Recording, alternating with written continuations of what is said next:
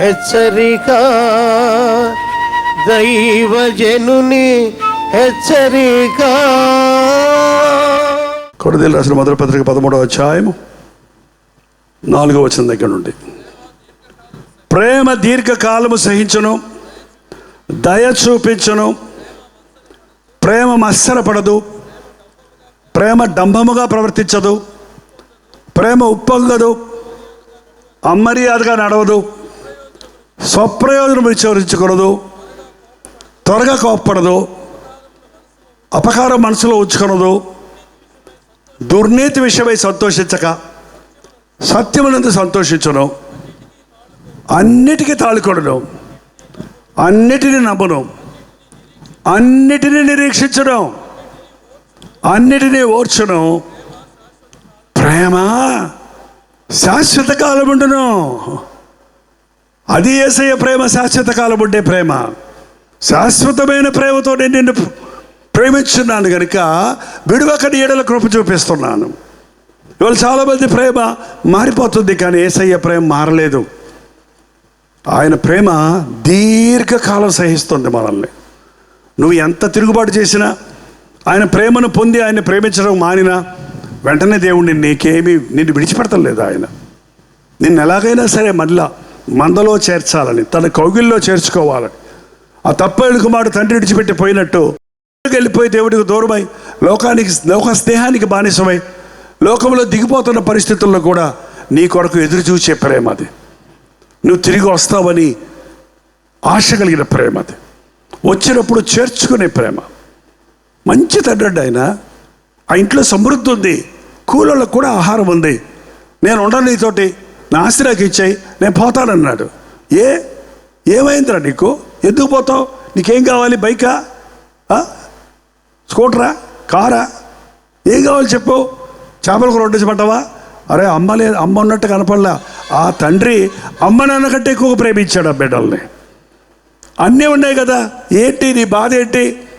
నాకు నా ఇష్టం జరగాలి, నువ్వు చెప్పినట్టు నేను చేయకూడదు. నా ఇష్టం అన్నవాడు యేసయ్య దగ్గర రాలేడండి. నీ ఇష్టం అన్నవాడు ప్రభువుని అతుక్కుపోతాడు. నా ఇష్టం అనే మాట నీ జీవితంలో వచ్చిందంటే నువ్వు యేసయ్యని వెంబడించలేవు. నీ స్వార్థం అది సాతాను సంబంధమైంది. నీ గర్వం, నీ స్వనీతి, నీ సెల్ఫ్ డిఫెన్స్, నీ మీద నువ్వు ఆధారపడటం, ఇవన్నీ కూడా దేవుడి నుంచి నన్ను దూరం చేస్తున్నాయి. దూరమైనోడు ఏమవుతాడు?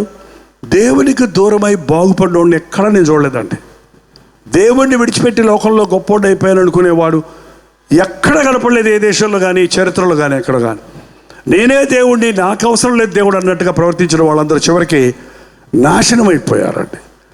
వారు తమకు తామే ఆత్మహత్య చేసుకొని చచ్చిపోయారు. వాళ్ళు బికార్లై పిచ్చోళ్ళ రోడ్ల మీద తిరగడం మొదలెట్టారు. యేసయ్యను ప్రేమించిన వాడు ఎవ్వడూ అడుక్కు తినడం. యేసయ్యను ప్రేమించిన వాడు ఎప్పుడు ఎన్ని రోగాలు వచ్చినా, ఎన్ని బాధలు వచ్చినా, ఎన్ని శ్రమలు వచ్చినా ఆయన ఇంకా ప్రేమించగలుగుతాడు. యోబు దేవుడిని ప్రేమించాడు కాబట్టి చెడుతనాన్ని అసహించుకున్నాడు. దేవుడిని ప్రేమించాడు కాబట్టి దేవుడి సన్నిధిలో ప్రార్థించేవాడు. దేవునికి ప్రభువే యోబుని చూసి నా సేవకుడైన యోబుని చూడు, అతను యథార్థపరుడు అని సవాల్ చేయగలిగాడు దేవుడు. ఏంటండి? అందుకే ఒక్క రోజులో 10 మంది పిల్లలు చచ్చిపోయినా, ఒక్క రోజులో బిజినెస్లు అన్నీ పడిపోయినా, దివాళా తీసిన, చివరికి ఆరోగ్యం కూడా క్షీణించిన, ఒక్క మాట దేవుణ్ణి ఏమనలా. ఏంటి ప్రభా, ఎక్కడున్నావు ప్రభా, ఏం చేసావు ప్రభా అనలా. దేవుడు ఇచ్చాడు, ఆయన తీసుకున్నాడు. ఆ నామానికి నాకేమైనా పర్వాలా. ఈ రోగం పెరిగిపోతుంది, ఈ దురద తట్టుకోలేకపోతున్నాను, నన్ను అందరూ చెకతాలు చేస్తున్నారు, నువ్వేదో తప్పు చేసి ఉంటావులే, అందుకే నీకు ఈ శాపం వచ్చింది, అందుకే నీ బిడ్డలు చచ్చిపోయారు అని నన్నందరూ మా ఫ్రెండ్స్ వచ్చి ఆదరిస్తామని చెప్పి గుచ్చిపోయారు వాళ్ళు ముగ్గురు. అలాంటి పరిస్థితుల్లో కూడా చివరికి భార్య కూడా తిరగబడి ఇంకెందుగా నీ భక్తి, దేవుని దూషించే చావు అన్నా కూడా దేవుని ప్రేమతో నింపబడిన యోబు లోకంలో భార్యను కానీ, బిడ్డలను కానీ, ఆస్తుల్ని కానీ ప్రేమించలేదు కాబట్టి, ప్రభువునే ప్రేమించాడు కాబట్టి ఆయన సాక్షి నిలబడ్డాడు. ఇవాళ మన జీవితాల్లో చిన్న నష్టం కలిగితే, చిన్న అపాయం కలిగితే, చిన్న కష్టం వస్తే, మనం ప్రార్థించి ఏదైనా దొరక్కపోతే వెంటనే ఆయన మీద అలుగుతున్నాం, దేవుని మీద కోపగిస్తున్నాం, దేవుని సన్నిధికి దూరం అవుతున్నాం. చాలా అపాయం అండి. ఆయన ప్రేమ నీలోకి రావాలంటే సిలువను ధ్యానించు.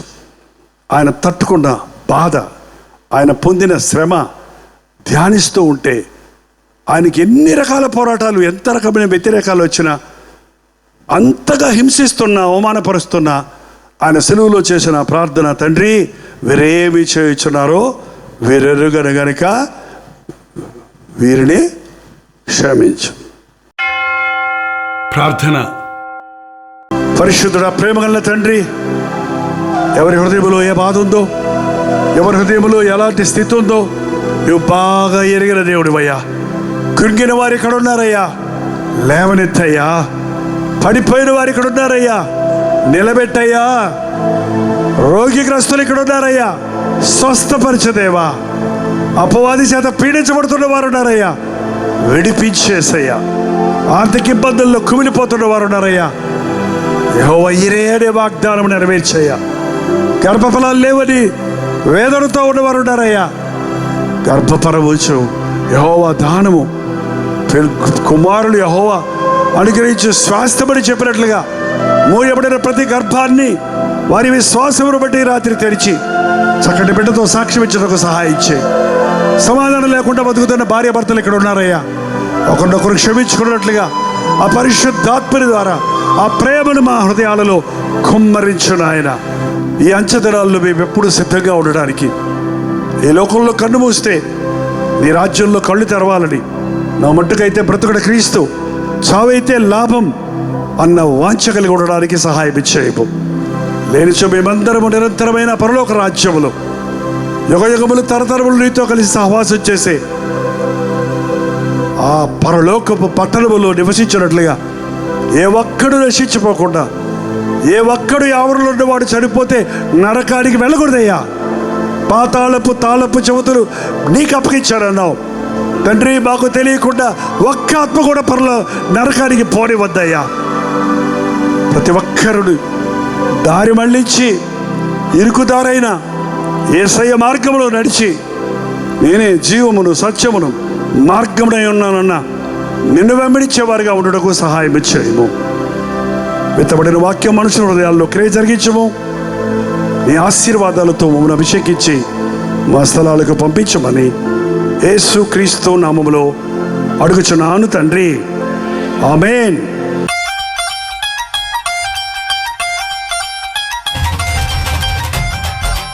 హల్లెలూయా. ఢిల్లీ పరిసర ప్రాంతాల్లో ఉన్న వారికి శుభవార్త. ప్రభుత్వమైతే జూలై 29వ తారీఖు మధ్యాహ్నం 2 గంటల నుంచి 5 గంటల వరకు, అలాగే 5 గంటల నుంచి 9 గంటల వరకు 2 సెషన్స్గా 1 డే గెట్ టుగెదర్ను ఢిల్లీలో మీ కొరకు ఏర్పాటు చేస్తున్నాం. ఢిల్లీ పరిసర ప్రాంతాల్లో ఉన్న తెలుగువారు, తమిళ వారు, మరి ముఖ్యంగా హిందీ వారు, ఇతర భాషల వారు కూడా హాజరవుతారని, కల్వరి దర్శనం ప్రోగ్రామ్స్ చూస్తున్నవారు, సోషల్ మీడియా ద్వారా వాక్యం వింటున్నవారు, మీరందరూ ఈ గెట్ టుగెదర్కి హాజరైతే మనందరం కలిసి ప్రభువును స్తుతించడానికి, వ్యక్తిగతంగా మీకోసం ప్రార్థించి ముఖాముఖిగా మిమ్మల్ని చూడటానికి నేను ఆశపడుతున్నాను. గుర్తుపెట్టుకోండి, జూలై 29వ తారీఖు మధ్యాహ్నం 2 గంటల నుంచి 5 గంటల వరకు, అలాగే 5 గంటల నుంచి 10 గంటల వరకు జరిగే ఈ 1 డే రిట్రీట్కి ఖచ్చితంగా హాజరవ్వాలి. చిరునామా గమనించండి, YWCA అశోక రోడ్, న్యూఢిల్లీ. ఇంకా విషయం మీకు వివరాలు కావాలంటే ఇదిగో ఈ QR కోడ్ స్కాన్ చేసుకోండి, లేకపోతే ఈ కింద ఇవ్వబడినటువంటి ఫోన్ నెంబర్కి మీరు కాల్ చేసి తెలుసుకోండి. రండి, మనందరం కలిసి మన ప్రభువునందు ఆనందిద్దాం, ఆధ్యాత్మికంగా బలపడదాం.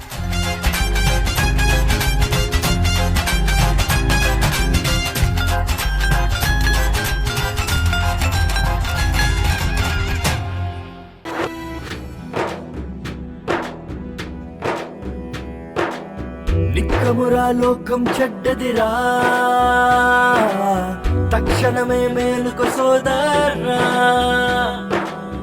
ఈ లోకపు పాపపు చీకటిలో నీలోనే వెలుగును చూపుమురా. నిక్కమురా లోకం చెడ్డదిరా తక్షణమే మేలుకో సోదరా ఈ లోకపు పాపపు చీకటిలో నీలోనే వెలుగును చూపుమురా నీలోనే వెలుగును చూపుమురా